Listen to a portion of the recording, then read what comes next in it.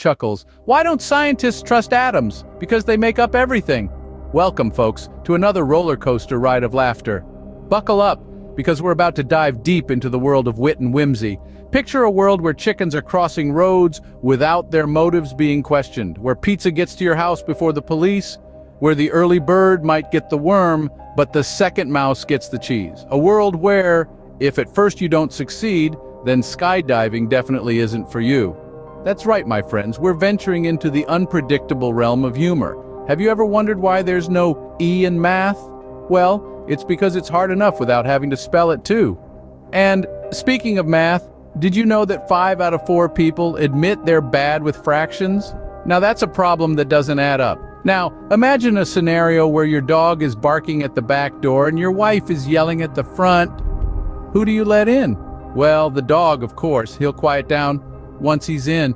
Ever noticed how some people are like clouds? When they disappear, it's a brighter day. And speaking of clouds, why don't they go to school?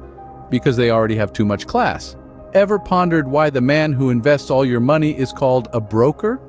Or why the time of day with the slowest traffic is called rush hour? These are the ironies of life that keep us chuckling and scratching our heads in equal measure. Now here's a thought.